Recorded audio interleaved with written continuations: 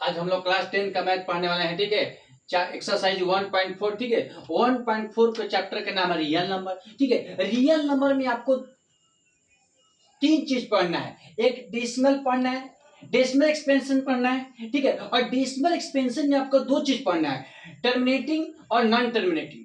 Non terminating को हिंदी में शांत बोला जाता है, नॉन टर्मिनेटिंग को हिंदी में अशांत बोला जाता है, ठीक है। और उसमें एक चीज और पढ़ना है, आवर्ती। आवर्ती को इंग्लिश में रिपेंटिंग कहते हैं। इंग्लिश में क्या बोलते हैं? आवर्ती को इंग्लिश में रिपेंटिंग कहा जाता है, ठीक है। तो चलिए बनाते हैं। क्वेश्चन बोर्ड पर लिखा हुआ है, ठीक है। पहला क्वेश्चन लिखा हुआ है, आपको पढ़ के सुनाया जाता है। इसके बाद आपको सॉल्यूशन करेंगे कि बिना लंबी विभाजन प्रक्रिया किए बताइए कि निम्नलिखित परिमेय संख्याओं के दशमलव प्रसार शांत है या अशांत है। देखिए यहां पर अंग्रेजी लिख दी है कि दशमलव प्रसार को इंग्लिश में डेसिमल एक्सपेंशन बोला जाता है, ठीक है। और डेसिमल एक्सपेंशन में दो चीज पढ़ना है आपको, टर्मिनेटिंग और नॉन टर्मिनेटिंग। टर्मिनेटिंग को हिंदी में शांत, नॉन टर्मिनेटिंग को हिंदी में अशांत, ठीक है। तो क्वेश्चन यहाँ पर बोर्ड पर लिखा हुआ है, आपको क्वेश्चन लिखा हुआ है, आपको इसमें पर सॉल्यूशन करें। देखिए इसमें पहले पढ़ लेंगे शांत क्या होता है। पहले हम शांत के बारे में समझेंगे, शांत क्या होता है। शांत वही होगा जब P बटा Q, ठीक है, जब P बटा Q जो होगा, Q का क्या होगा? गुणनखंड।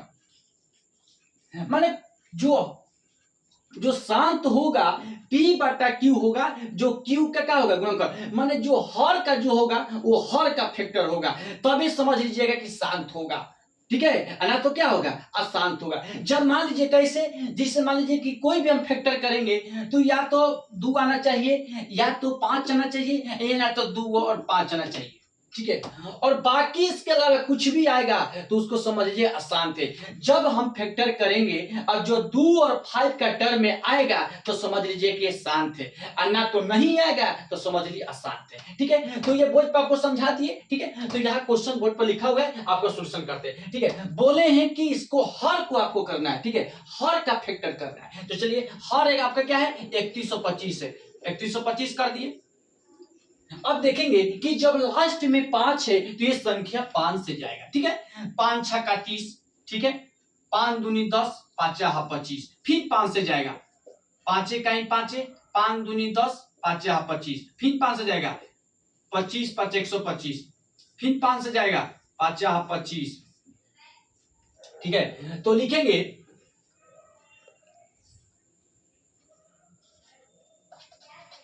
कि 13 बटा 3125, तो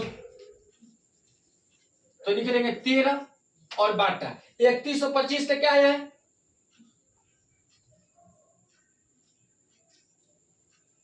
5 के पावर 5, 13 बटा 5 के पावर 5। तो क्या करेंगे? तो देखिए हर क्या है? हर जो है इस टर्म में आ गया। इसका मतलब क्या होगा कि अतः क्या होगा? यह क्या है? शांत है। यह क्या है? शांत है।